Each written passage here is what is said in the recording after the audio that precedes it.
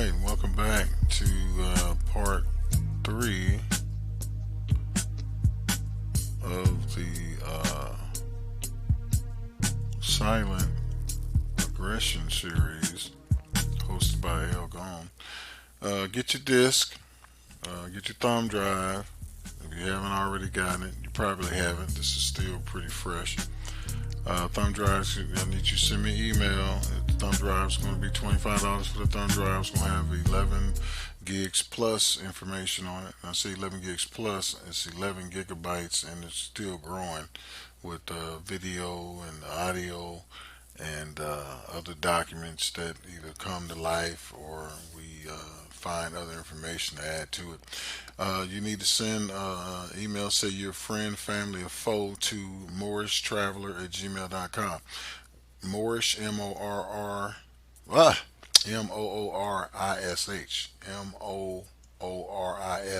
Traveler, TRAVLER, MOORISHTRAVLER@gmail.com.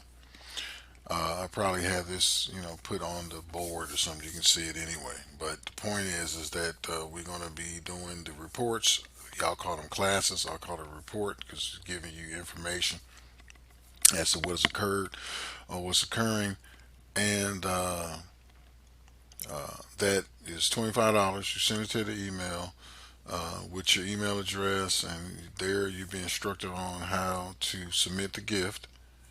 And you'll get the 16 gigabyte thumb drive, so it may be more. It's at least 11 gigabytes at the time of this recording, which is in October 2022. Now, no telling what it'll be, but in January of 2023, the thumb drive goes from $25 to $32. 2023 translate 2032 translate $32 for the thumb drive. So yeah, we're doing some numerology in there too. So no need to go into there on this particular case. But let's go on and pick up where we are since we're on part 3. And on part 3, we were still going through the paper arrow dialogue, and then we hopping back and forth, getting some information on these here negotiable instruments, dead instruments. And so this thing here is basically telling you what they are. You need to go back to the previous one to we kind of outlined this. So I kind of jump around and I go back and forth, and we'll talk about it as we go through some of this information. And you can go and look this up yourself. All the information that's on the thumb drive is information that can be gathered from online, from other sources, and I will give the credit for the sources where they belong. Some information I created based on my studies, some information I've gathered from different groups, and so it's multiple information and from multiple sources, and therefore it makes it easier for you to compile those lists and for you to do the research from this standpoint, giving you the foundation. The purpose of these introductions is to give you the foundation that you need to go through this on a slow pace, but yet we're moving pretty quick. The point was, I was told once that how would someone get started or get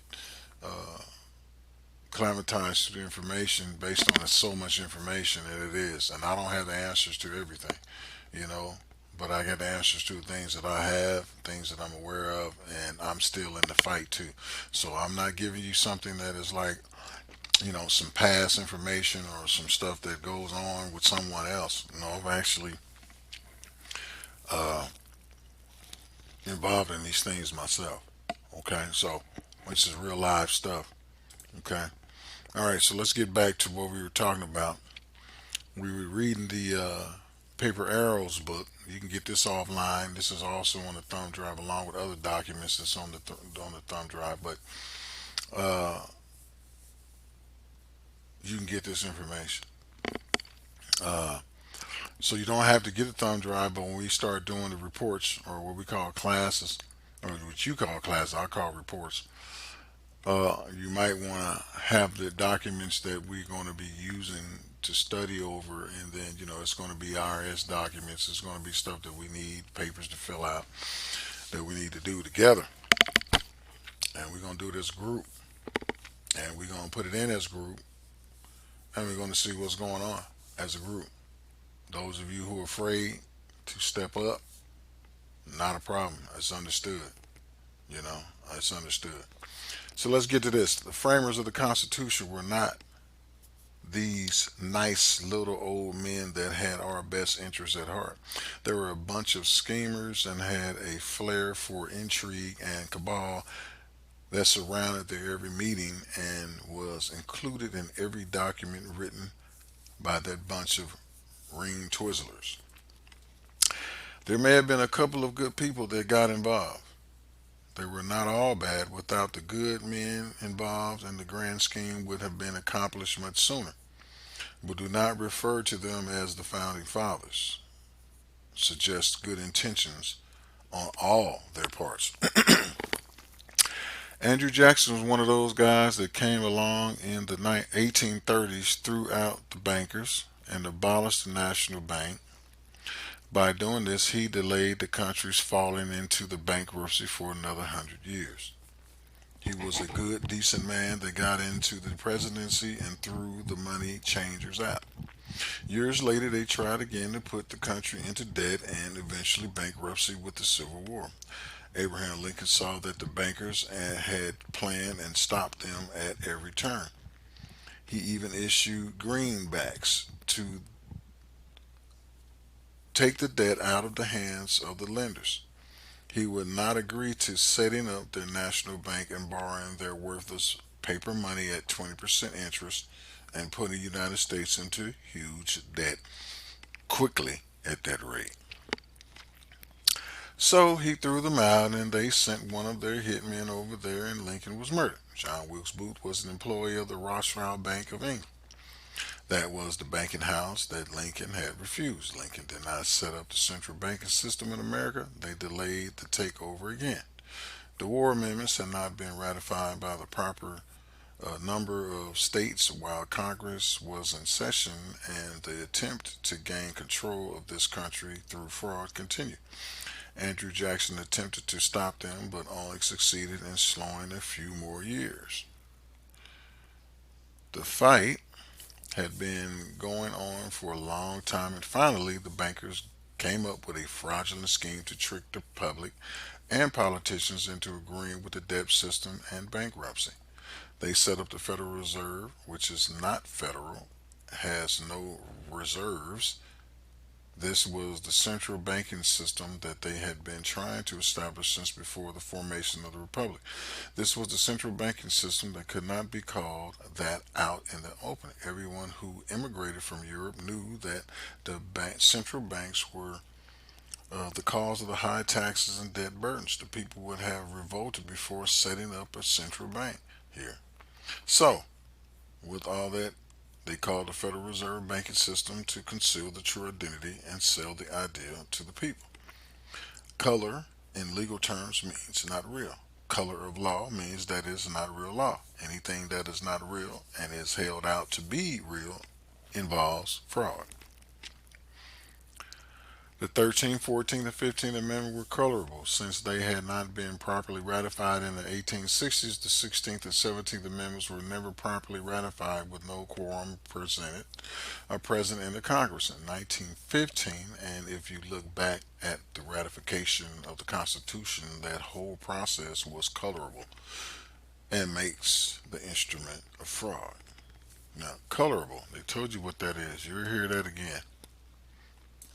All right, there is a fraud error.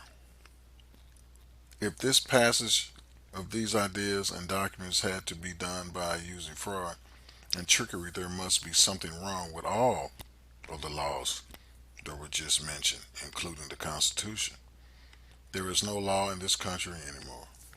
The Law Dictionary defines anarchy as absence of law. The Law Dictionary defines the color of law as being that which has the appearance of law but is not real law at all. If it is not real law, then it is the absence of law. We do not have a democracy. We have an anarchy. Ta-da! Civil rights. Over the years, I have slowly come to believe that citizenship is not a good thing. And I have told you that civil rights apply to citizens. Civil means emanating from civil governments. So, civil rights could come from civil governments. If the government gives you something, it can always take it away, and you should not want to accept these rights from the government and do business with them if you had the rights in the first place. I thought that it was not a good idea to use civil rights laws to try to fight them. So I looked at every other possible means that I could find, such as common law complaints, civil and criminal procedures. I even used these foolish constitutional right claims, common law rights, claims of substantive and God given laws, and rights claims, and none of it worked in the courts. A couple of times I got close to the judge, would say it was not quite right. I said the right thing, but I didn't say it the right way. But they would not tell me what was wrong with my case. The answer to the problem I was having turned out to be in the very thing that caused the problem in the first place. The answer was the 13th and 14th Amendments, civil rights legislation. Under civil rights legislation, the government waived all immunity. They are not immune to any civil rights claim whatsoever that is made. They have removed all legal requirements of the rules of court that apply to all lawyers in the courtroom or any court action. There is no basic format that has to be followed. They have waived the Anti-Tort Claim Act pertaining to tort claims under civil rights legislation. A standard tort claim cannot be made against the government as protected by anti-tort claims. But a civil right tort claim rolls right straight through. They are not immune. The remedies were put there. All that was necessary for us to learn to utilize them, but I still had the feeling that as a citizen, you should be entitled to this, and if you were not a citizen, you should not be entitled to any of this protection. I received a copy of a court case called Ortham versus U.S. This was where two Mexicans came across the border and were beaten up by a couple of border guards. These Mexicans got a lawyer and he put together a good civil rights suit. The lawyer found out that civil rights legislation was intended by Congress to cover everyone who comes within the jurisdiction of the United States, no matter who they are. He figured that out of the wrongdoing of the statute itself. It states anyone who's caused a deformation of the right of the citizen of the United States or other persons is liable under the law. Or other persons. It's what extended it beyond the citizens of the United States. That is Title 42, Section 1983. I read over that back in 1983 or long about then, and I never picked that up, other persons part. The most serious errors we have made in thinking the courts have been established by Congress or the state legislators, and that established jurisdictions are set up by the legislators to extend that the courts can hear cases and that the legislators can tell the courts what kind of issues the courts can hear. At no place at all anywhere in any of the laws of the state legislators or under Congress or even the court ever been given the power to hear any political or religious issues. The courts are not there to hear anything about the Bible or God, so do not bring either of them in. The 16th Amendment was not properly ratified, but that is a political issue, and the courts cannot hear the case based on that. When the fact is that the 16th Amendment was not properly ratified was brought up as a defense, the judge said, talk to your politician about that issue. Political issues cannot be as a defense and cannot be brought up in court, period. Okay? So when you run in talking about the constitutional rights and all that other stuff, you see where they be going with you on it. Political issues cannot be a defense. These political issues are irrelevant to the court by which they are proof of the fraud. But since they are not defensive, you cannot bring them up.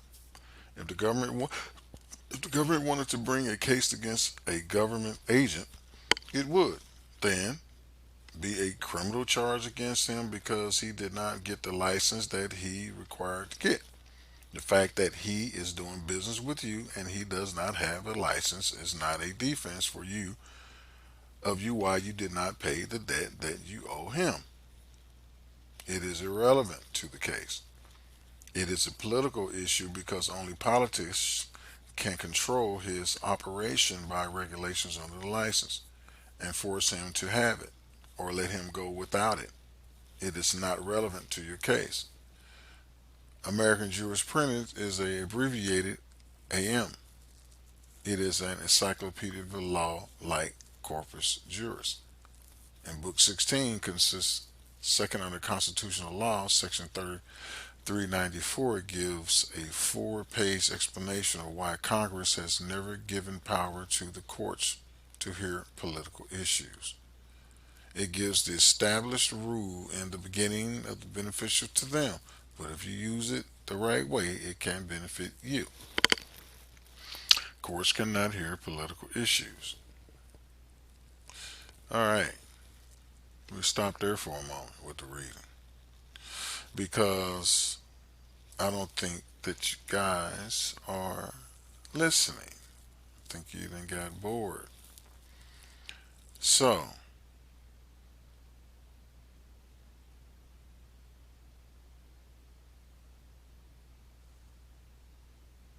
no, your sound didn't go out. I just stopped talking. U.S. citizens are property of the U.S., but natural persons are signatories. You gotta find out what that means. Today, on the public side, all obligations are in fact U.S. obligations. U.S. citizens are property of the U.S., but natural persons are signatories. The Secretary of Transportation is the only corporate officer that can discharge anything by satisfying the debt with a brand new debt, with the holder in due course still remaining the party who signed or assigned the instrument in the first place. Transport. There are no functional assets in our currency system, only interest in said asset. Therefore, what you have at your disposal, negotiable instruments, is an instrument that meets every legal requisite under today's commercial system of codified negotiable instruments law. The ultimate factor that determines who is the first lien holder is determined by the UCC, not the government, nor the courts, not even the banks. You will further discover, according to UCC in Article 9, no tax lien is enforceable against the holder of said interest. You see, these things that we're getting into, we're slowly digging in. Slowly digging in. I'm trying to give you an impression here that you see stuff going on in the political arena, how things that was set in the beginning, and then how these things start getting into where we at today.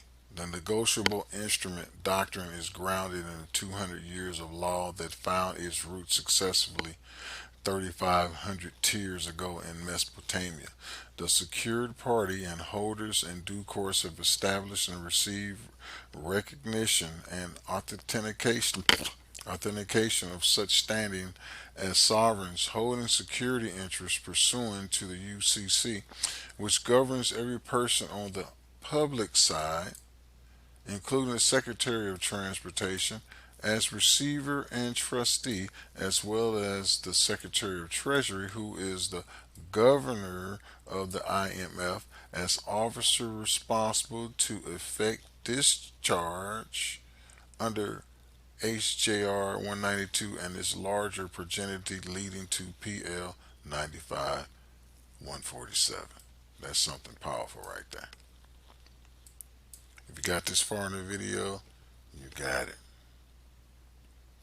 All that has been said thus far lies with the fact that only the natural person, the only one that can hold security interests as holder in due course, the natural person, is the bailer in all issues at hand. Now, wait a minute now. The bailer, remember bail? In all hands, and only a fictional corporate legal entity can be a bailee. Now, bailer, right? You get bailed out. See how this works? You're the bailer. Warehouseman's law directly links in concert with the UCC and laws concerning negotiable instruments. In the event that funds are denied or blocked, you can contact the Treasury Department online. Find the section dealing with Office of Foreign Assets Control and download the form Request and Release of Blocked Funds. Fill out and send 2 copies. There may be a form number, but once endorsed, that request becomes a license. This is an effective countermeasure to counteract any stoppages induced by others. The IRS will use one or both types of accounts in processing negotiable debt instruments. We're hereinafter NDI, negotiable debt instruments. I know some of them in the earlier videos wondering, what is an NDI? Negotiable debt instrument by way of domestic financial institution, treasury, tax, and loan account. Hereafter, TTL account, which is administered under the Technical Subdivision TSD of the IRS through the True Special Procure Handling at Federal Reserve Regional Office or through the UCC Contract Trust Account, which is processed through the TTNL account administered by the IRS Analyst and Control Division, allowed under the Technical Support Division of the IRS. The process begins with a secured party present NDI to the Secretary of the Treasury with a copy of the same stamp accepted for value, a banker's acceptance of charges instrument, a banker's acceptance of charging instrument, a banker's acceptance of charging instrument, presented for discharge of debt, discharge of negotiable instruments, negotiable debt instrument, presented for discharge of debt, discharge of debt. Well, I guess that leads into a new conversation. Discharge of debt. Well, we'll get into discharge of debt, and that will be a part of another ongoing, but that's what we all get into. Now we finally got there. Where we get to discharge of debt. We can brief that real quick. Let's brief that real quick. See that? I already had something ready for you. Now, this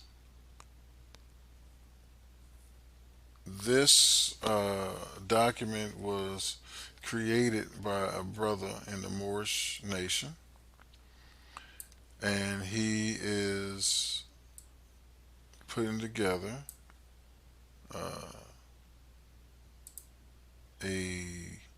you can purchase some of this information from this brother on how to get some of this done. Okay, so you can go here and I'll let you see this whole document eventually, but this document is on a disk, so we can't see it all, but I do want to read this beginning to you. See, it's a lot of stuff in there, but you got to get into the thumb drive, and then you can get the information and go over to the brother. But you can get enough just by running these things. Here it is. Here, this is email address or website. You see, so you can get into that. But that's what we're working on. Okay, So uh, let's just read some of his information right here. It says definition of debt discharge: the cancellation or forgiveness of a debt. Debt discharge results in taxable income to the debtor unless the forgiveness is a gift or bequest. So we'll later get into that, but we're talking about discharging debt. Remember, we were just over here. Where are we at? Over here. Discharge of a debt. Debt discharge. Okay, let's read this brief background. First and foremost, with the process we provide, one must be a secure creditor who has effectively set up their UCC contract trust account with the Treasury before they can start utilizing security instruments to discharge debt. I'll start off by saying there's 1,000 ways to skin a cat. So that means it's not just his way, but there's some other ways of doing the same thing. He just perfected a way that works for him. And what I have done personally is use these ways as a combination of information I got from this brother. Just reading through his information, you start getting an understanding of what's going on. You got some other folk that's out there, such as Gene Keating, Gene Blaine. You got another brother that's dropping. I think High Frequency. I check that brother out. You know, Taji Tariq Bey. We got a few brothers that's out there that's dropping. I mean, there's some more brothers out there. And so, I'm just going through my thing and bringing it to you from my perspective and what I've learned. Sometimes those people are out of touch. Sometimes, meaning, not that they're out of touch with what's going on, just means sometimes you look at folk, whether it's video, YouTube, whatever, Patreon, wherever you go to get information, sometimes those folk are out of reach. Me, my plan is not to be out of reach. And my plan is to give you the information free of charge. The information, like other brothers do, they give you information that's free. Now, what will not be free is if you want me to get involved in some of your tactics or the things that you're choosing to do, your silent aggression, okay, your stand, right? So you understand what silent aggression is, meaning that you don't need to run around here and make a whole lot of noise and jump up and down and act a fool. You're making a lot of noise by understanding what it is that you need to do and make those corrections in your life. And we all need to do it, and we all got stuff that we're fighting, and this is just one of them. So let's check this out. Brief background. First and foremost, with the process we must provide, one must be a secure creditor who has effectively set up the UCC trust account. Okay? Then you say there's 1,000 ways to skin a cat. Discharging debt is not so much about a specific process, but more of a overstanding the situation at hand. First, let's start off with the law and understanding that nobody can give you a charge without also offering you a remedy. There's always an administrative process. For example, nobody can just serve you with a paper saying you owe them X amount of dollars without first giving you the proper due notice in advance to speak for yourself in fair justice in a sense that your remedy. That's your remedy. Okay, so there are some other things to do, and we'll get into that again. This was by this brother here. Okay, so you can go there and get information from him. Uh, okay, I also attest to the Moors. I'm a Moor. I'm involved in that. But the thing is, this information here has nothing, in my opinion, it has nothing to do with any group. Okay, so whether you're in a church group, whether you in some type of societal group, it has nothing to do with the group itself. It's about understanding what you're in and using the proper documentation that you need to go forth and execute what it is that you're trying to do. And a part of that is what you're doing today is listening to what we call in the law terms as discovery. So this introduction and these intro videos are discovery. We're talking about uh, different topics where you start getting into your mind about what's going on around you. You see, so that's what we're doing. So, with that being said, I'm about to shut down. You know how I do it. We are getting ready to stop the recording and stand by for the next recording.